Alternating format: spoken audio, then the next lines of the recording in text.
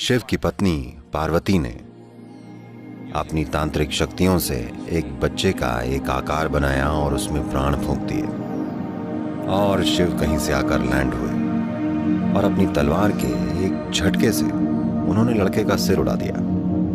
अब उन्हें बच्चे को वापस जीवित करना ही था। तो उन्होंने आसपास देखा, गणों के अंगों में हड्डियां ही नहीं थी और वो ऐसी बोली बोलते थे जो किसी के समझ में नहीं आती थी, क्योंकि उन्हें एक ऐसा सिर मिला जो इंसान का नहीं था। वो अत्यधिक प्रतिभाशाली थे। तो मानसरोवर बहुत महत्वपूर्ण है, क्योंकि ये सांस्कृतिक रूप से महत्वपूर्ण है, क्योंकि जब भी शिव, वो थोड़े घुमक्कड़ किस्म के गृहस्थ हैं, वो दूर निकल जाते हैं, तो उनकी पत्नी पार्वती कैलाश में रहने की बजाय वो यहाँ नीचे आ जाती हैं, क्योंकि वहाँ सब बर्फ ही बर्फ है। वो यहाँ नीचे आ जाती हैं, यहाँ कम से कम ठंडा पानी तो है, तो वो ज़्यादातर यहीं रहती हैं। तो कैलाश के बजाय मानसरोवर में ज़्यादा समय बीता, इसलिए यहाँ कई चीज़ें हुई। उनमें से एक चीज़ ये हुई कि गणपति का जन्म यहाँ हुआ। तो उनका सिर हाथी का नहीं है, वो गणपति हैं। गण मतलब वो गण जो शिव के साथी हैं। आमतौर पर उनकी व्याख्या विकृत और विक्षिप्त इंसानों की तरह की जाती है, या जीव, इंसान नहीं। उनका रूप इंसानों जैसा नहीं है, अजीबोगरीब रूप है। और उनके हाथ पैर ऐसे थे जिनमें हड्डियां नहीं थी, बिना हड्डियों वाले हाथ पैर। और वो ऐसी बोली बोलते थे जो कोई और नहीं समझ सका। वो बोलते तो बेसुरा कोलाहल होता था और लगता था कि वो हमेशा मदहोश रहते थे, या कम से कम वो ऐसा बर्ताव करते थे। तो उन्हें गण पुकारा गया और वो शिव के परमानेंट साथी थे, हर समय उनके साथ रहते थे। दूसरे आए और गए, पर वो हमेशा वहीं रहे। तो ऐसी ही एक यात्रा पर शिव निकले, तो वो 12 साल के लिए चले गए। इसके हम कई सांस्कृतिक और वैज्ञानिक कारण बताते हैं कि वो क्यों 12 साल के लिए गए, क्योंकि ज़्यादातर जब भी वो गए वो 12 साल के लिए गए। तो एक बार जब वो गए हुए थे और जब वो 11-12 साल बाद वापस लौटे, पार्वती यहाँ झील के किनारे बैठी है। मैं चाहता हूँ आप इसकी कल्पना करें, एक अकेली स्त्री मानसरोवर के तट पर बैठी है और वहाँ कुछ भी नहीं है। उनको एक बच्चा चाहिए। वो एक बच्चे को जन्म नहीं दे पा रही हैं, क्योंकि शिव का बीज मानव नहीं है।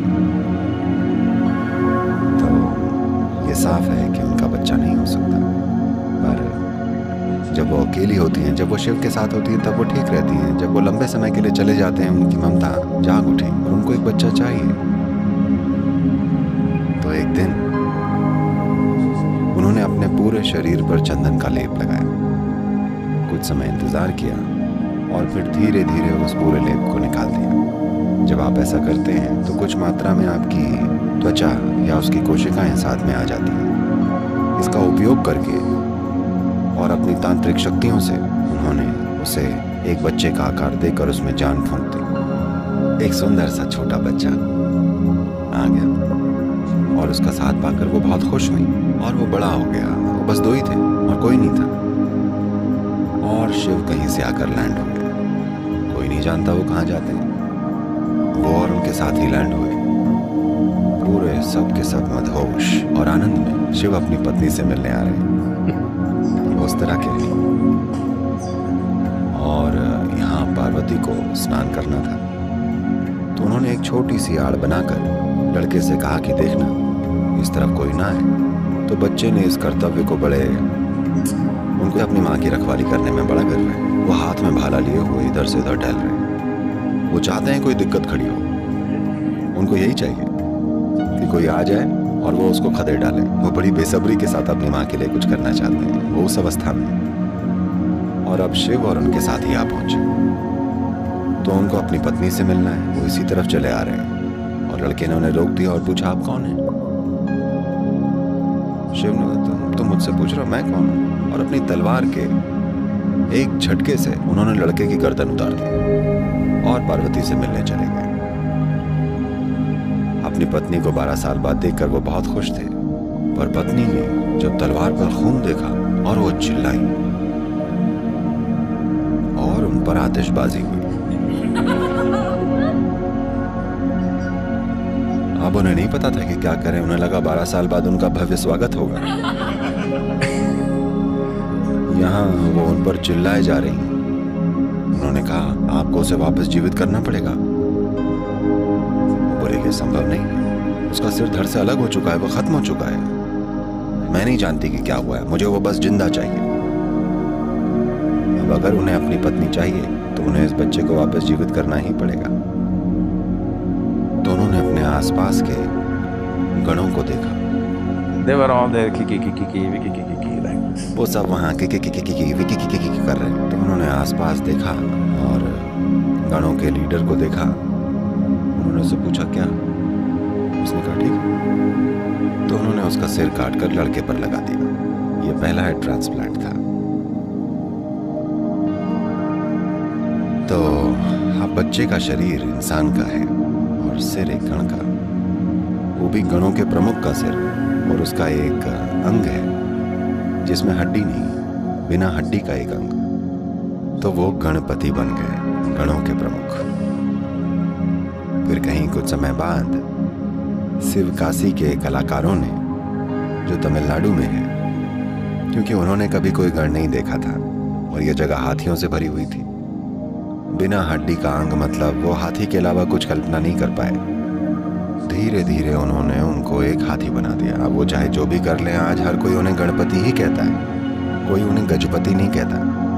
ठीक है, कुछ लोग इन दिनों गीत लिख रहे हैं, वो उन्हें गजपति बोल रहे हैं, पर ये फिट नहीं बैठता। गणेश और गणपति ही जचता है, क्योंकि वो गणेश हैं, वो गणपति हैं, वो गणों के राजा या लीडर या गणों के प्रमुख हैं। क्योंकि उन्हें एक ऐसा सिर मिला जो इंसान का नहीं था, इसलिए वो अत्यधिक प्रतिभाशाली थे। इस बेहद तीव्र बुद्धिमत्ता के कारण उन्होंने कभी भी किसी चीज को अपने जीवन में बाधा नहीं बनने दिया। जीवन की हर बाधा दूर हो सकती है अगर आपके पास पर्याप्त बुद्धि है ना? उन्होंने यही सिद्ध करके दिखाया, इसलिए हम उन्हें विघ्नेश्वर बोलते हैं। उन्होंने सारे विघ्न दूर कर दिए क्योंकि उनकी बुद्धि उस लेवल की है। अगर आप उनके शास्त्रों को लिखने के बारे में नहीं जानते तो उन्होंने व्यास से बोला था कि आपका बोलना बंद नहीं होना चाहिए, अगर आप रुक गए तो मैं कलम छोड़कर चला जाऊंगा क्योंकि मैं आपसे बोर हो जाऊंगा। उनकी बुद्धि इस तरह की है। गणेश चतुर्थी का मतलब अपनी तोंद को बढ़ाना नहीं है, बल्कि अपनी बुद्धि को बढ़ाना है, क्योंकि वो अपनी बुद्धि के लिए ही जाने जाते हैं, न कि अपनी तोंद के लिए। पर आज हम अपने बच्चों को बता रहे हैं, करके बता रहे हैं कि वो अपनी बड़ी तोंद के लिए जाने जाते हैं, न कि अपने बड़े दिमाग के लिए। वो अपनी बड़ी बुद्धि के लिए ही जाने जाते हैं। तो गणेश चतुर्थी अपनी बुद्धि को बढ़ाने के लिए होनी चाहिए, न कि अपने पेट को, कि नहीं?